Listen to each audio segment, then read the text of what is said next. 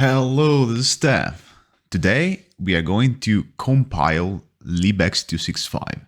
So unlike libx264 that we did previously, libx265 requires a bit of tweaking, so it's not as easy as we got it with the libx264, but it is feasible. So now enough talk. And we have Windows behind. I remember you that as libx264 and as the future libraries, we're going to compile them statically with MSVC. And so enough talk, we are going. Let's get started.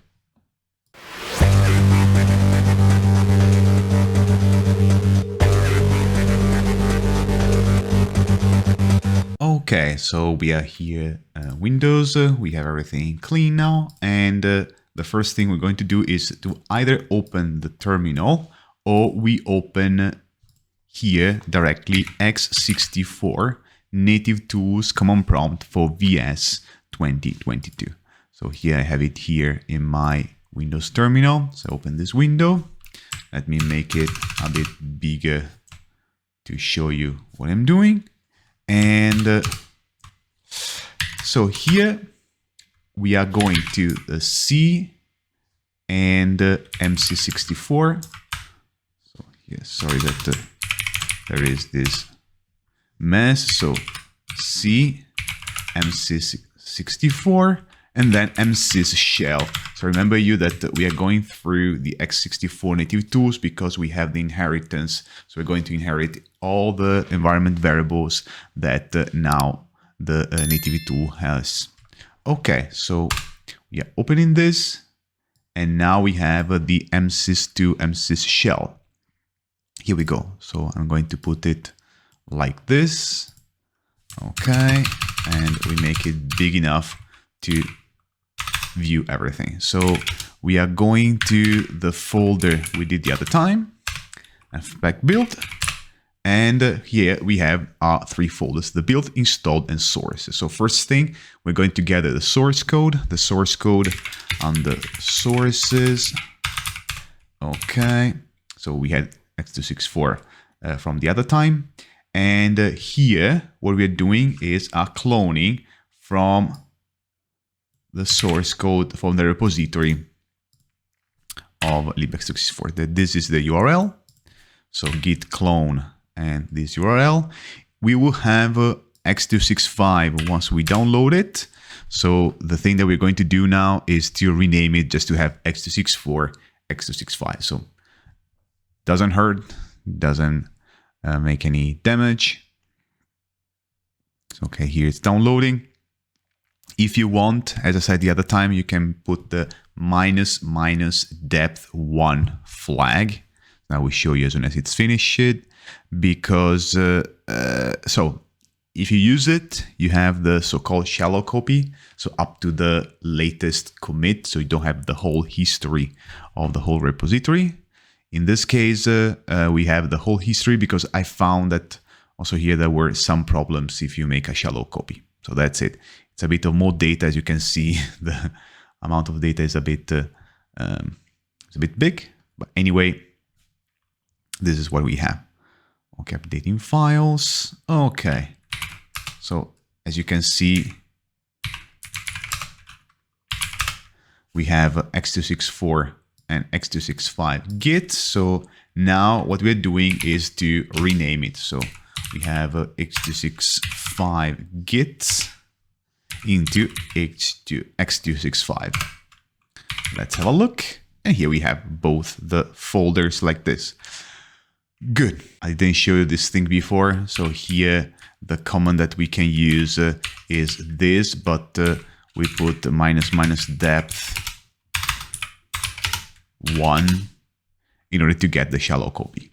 Before we are going on with the rest of the procedures, so the configuration of the code, or the configuration of the compiling, what we need to do is to modify a little bit the source code, since we want some flags to be enabled in debug that now, for the current configuration with how the CMake script is made, we cannot enable these kinds of flags. So in particular are the optimization flags. So we want to disable the optimization as we did with libx264.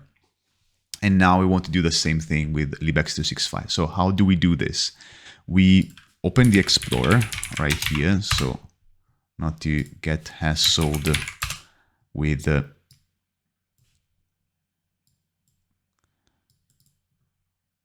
things. So we are going into the x265 and then we are going into source. Under source, we have this CMake lists.txt.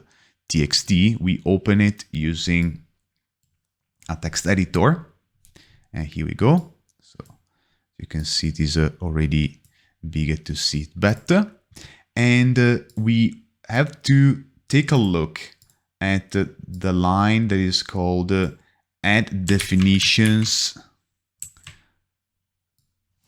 Here, this line, add definitions, open parenthesis, slash O, big O, small b, 2, close parenthesis, because this, yes, this one, so now it is in line 176. So at the moment I'm recording, it is positioned here. Let's see if there are other instances. No, there aren't. So here we have to replace this with a condition. So the condition would be to enable this OB2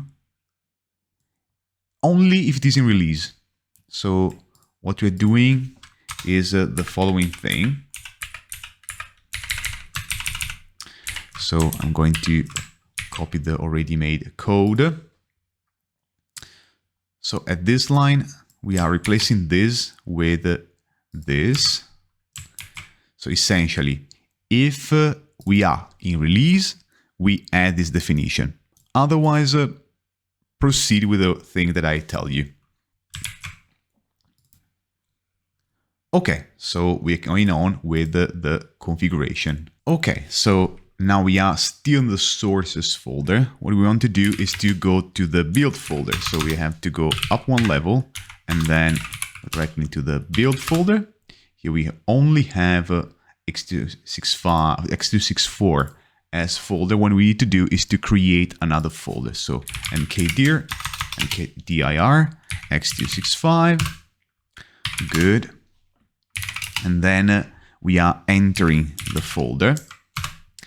And now we have the, let's say, the most difficult part. We need to configure the x265 compiling using CMake. So unlike x264, x265 uses CMake. So before we had the make file, and so we use the command make. Here we have a CMake to configure everything. Then later we're going to use nmake, that is the make in the Microsoft systems. So the first thing that we need to do is to invoke CMake by putting the command itself. CMake we've already installed two videos ago. And we put the -g that tells, hey, I want to use this kind of compiler later. So make files. You will find a lot of references on the internet that tell to put the Visual Studio. That is in this case wrong, because we are not going to use Visual Studio later. This is meant to create these SLN files that you need to open with Visual Studio and then compile it with Visual Studio. This is something that we could do, but we don't do because we are using the nmake itself. So -g tells which kind of architecture we're going to use for compiling, that is the nmake make files. And then we need a bit of prefixes. If you don't like the prefixes in this way, we are going to, if you want, you can use, first of all, this. So you put CMake -g make files, it will create. Now you got to take the source code, yes. So it is here, sources x265 and then source. So this is the real CMake files that it needs. Okay, so now it is okay.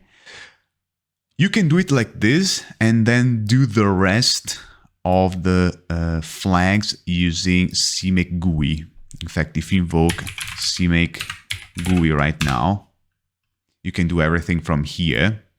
It's okay. It's fine. I prefer to use the command line tool because first of all, I have all the flags, and also I have more control in case I want to run a script. In fact, I have the script ready, like the previous video, where I'm going to provide the script here down below in the description. Okay, the scripts that we're going to use now is okay, based on the one that we saw before. So let me clear everything. Okay, this one.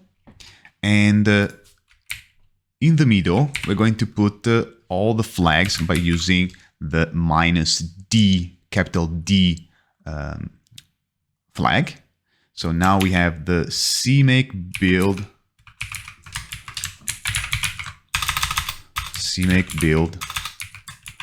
type.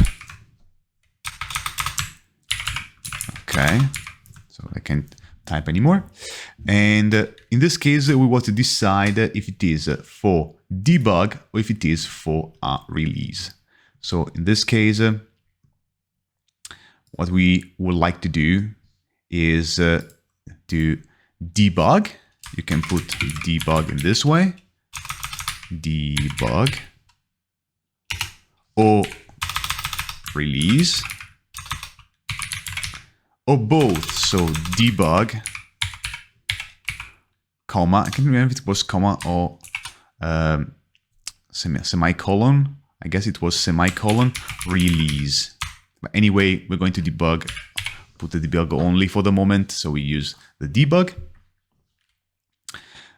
We're going to put also, well, before, after, it's indifferent, but I put it before since I have everything sorted in this way. We have the install prefix. So like the other time that we did with libx265, we got to tell where the libraries are going to be installed. So in this case, CMake install prefix is equal to, in this case, this is the installed folder. So 2 levels up, installed x265. Good. So as we had x264, now we have x265. Then the type debug. We have the -D enable CLI. So in this case, what does it do? We can put it on or off. So on will install also the executable. So we have x265 as before that we did x264. Now we have x265. If you want to put it to off, you don't have it. You only have the libraries. Then we have the -D enable shared. In this case, we put it off because we want everything to be compiled as static, not as shared. And now there are the so let's say the culprit flags. So here we have -D CMake CXX flags underscore flags. And here we put the flags we're going to put into CMake CXX flags are the following. So the first will be -D win32. That tells, this is a macro essentially that tries to put in the code the win32 macro that indicates that it is a 32 or 64 Windows system, and it's something legacy, but we put it anyway. And also another that is -D and Windows all. Come on, Windows So this tells that this is another macro, and particularly the underscore windows, as it is like here. And it signifies that the code is compiled for Windows system. So another flag that remarks what we put before in Windows 32. And we put other flags. So the other flag is -gr, like so, and enables the so-called runtime type information. So RTTI for short. So it tells determine the type of the objects during runtime, and yeah, so it was there. I will show you later that also in the original documentation that we have here, it is put anyway. The last is about the exception handling, EHSC. So EH uppercase, SC lowercase, and it should use the standard exception handling and not the ones that are particular for the compiler. So these are the flags for this kind of thing. Now, where do these flags come from? So I didn't invent them myself. I didn't take them from random resources on the internet.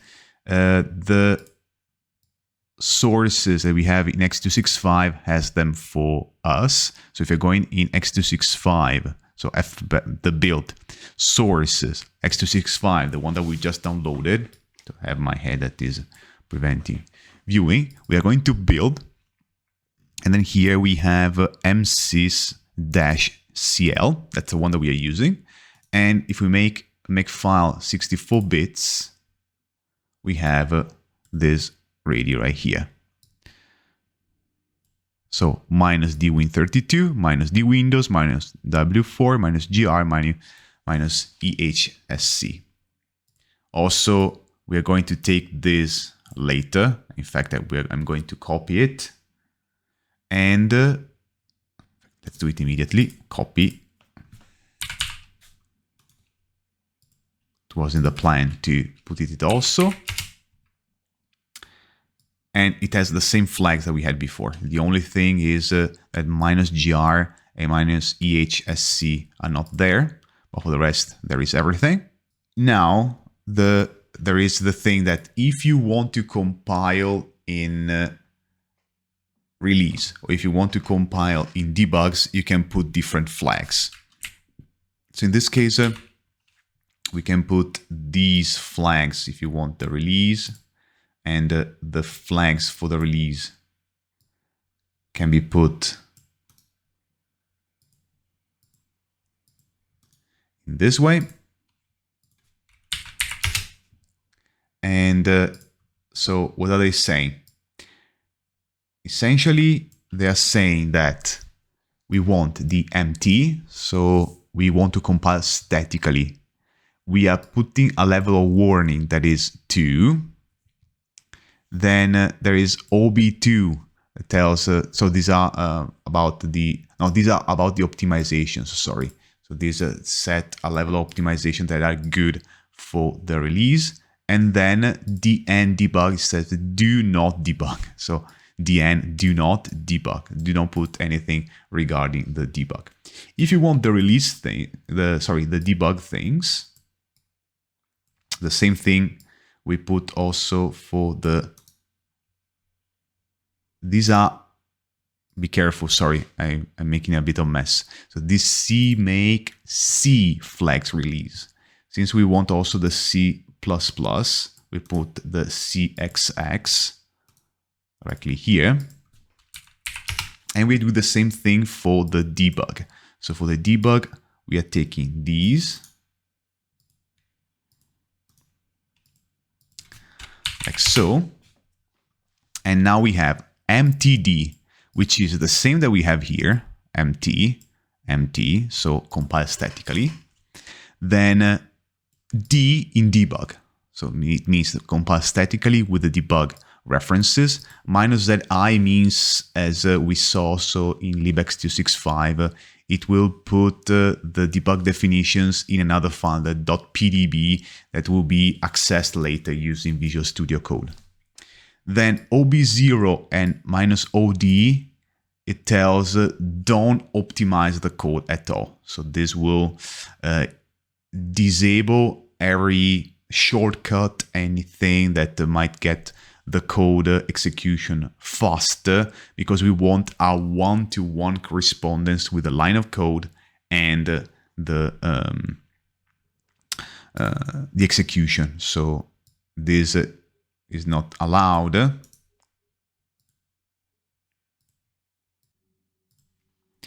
So we have the last flag here that is -RTC1. And what does it do? This performs a runtime error check, which means that enables so other checks while we are debugging. And we have the uninitialized variables check. So it tells that if it is not initialized, it will tell us it will generate an error instead of having unwanted behavior. And we have, among other things, calculations checking to prevent overflows.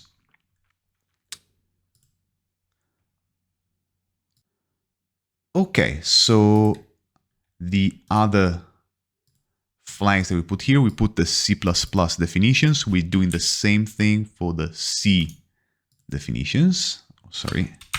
So here, to make everything faster, I see that I'm better typing today, so it's better if I copy paste. We have also these, and that's okay. Okay, so now we are here. We can proceed with the configuration. So we enter the command, and this is the stage as it is written. And now we can do two steps. We can do two things. So the first thing would be using a single command that does everything. That is the following. So CMake -- build. In this case, if you want the debug, you put the debug. Otherwise, you put the release. In this case, debug is the one. And then the target is to install in the folder that we told before. So in this case, -- target install. So with this command, you do everything. So the two following commands I will tell you later. The second alternative can be nmake. So with that make, you make the make process, and then you have nmake install, we're going to put later, where we are going to transfer, we're going to copy the files into the installed folder. So we proceed with the nmake.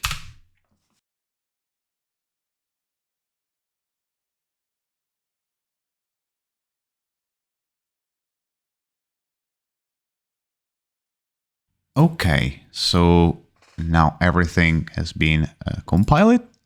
And here, if I'm not getting wrong, we also put the CLI on, okay? So we should have also the application. And now it's time to put the nmake install. So now it should be immediate compared to the other. And here we have also the application. Good. So if you are taking a look, cd, also another level up. Okay. 665.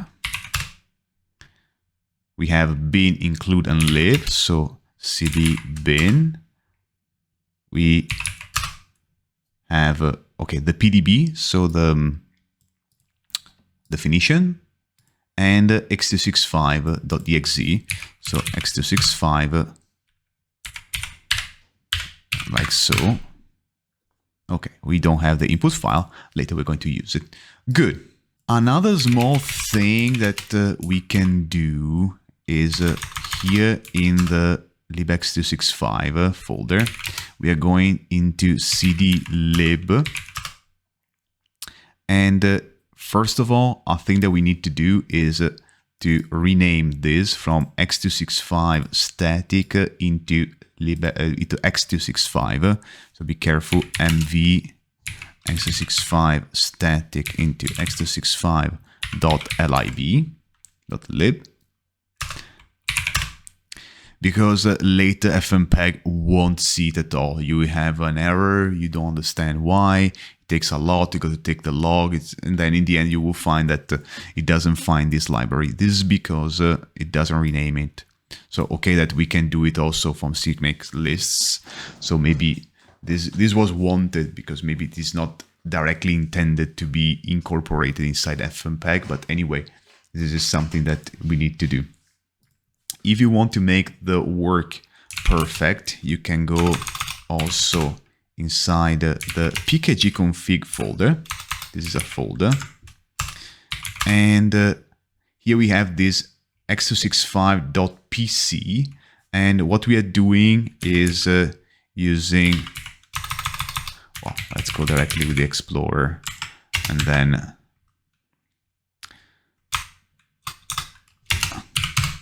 like so, we open the folder, we open it with our text editor on Windows. Cool, we could have used also the VIM inside, but anyway. So here you see it will put the absolute folder. So since we are in the build, we put a double upper level because we are build. So build x265, build FmpEg build, and then installed. This is also to be in parallel with the other, which is on the libx265. So we are going here, libx264, lib pkg config. Here we have the same thing. So here these two contain the same thing. It's not necessary. It's just to have everything sorted and fine for later. And it's not intended to be mandatory, but we want to do the work as well as we can. Okay, so once we have everything compiled and ready, it's time to test x265. So we are taking a video as test, but before we are going into the right folder, so we are in the x265. Okay, so we are now in the bin folder. So installed x265 and then bin. So now the command we need to use, I'm using this video. So it's a video that I have laying around. So we show you. Okay, so trees and the sky like this. Good. And so we want to render it in H265. So I will show you that this is not H265.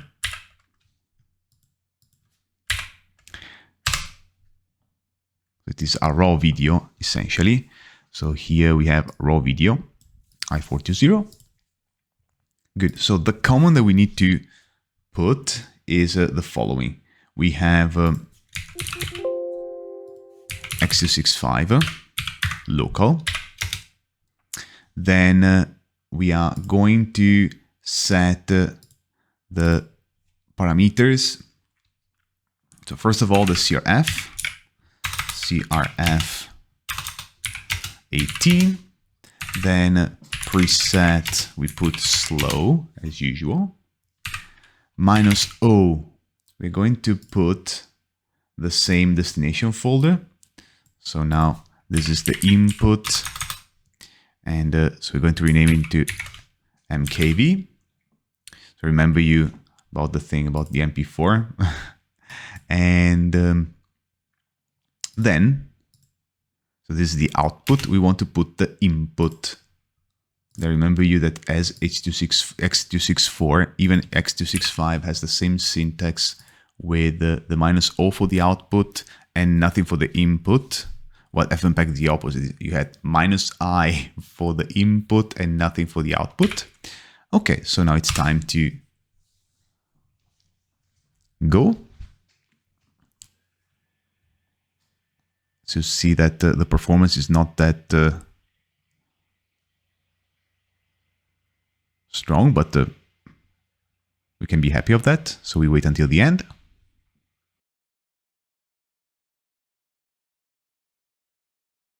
Okay, so we finished and now it's time to test it. So we test the new video. The new video is the MKV.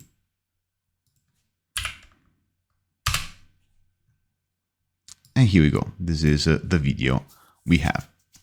Good. So I guess we are pretty satisfied about the compilation, the compiling. And okay, so we compiled libx265. So here we have the debug version. I also showed you if you want the release version, what to do. So we have it static as we want, everything as it should be. We also tried the application.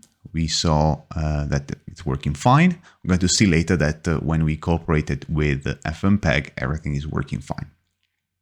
So if you reached up to this point, thank you very much for watching. And if you liked it, please like, share, and subscribe. Hit the notification bell. Leave a comment. Leave something if you feel like that you want to add something to this video. And for the moment, we'll see you next time with the next episode of this compilation saga. And for the moment, ciao, ciao.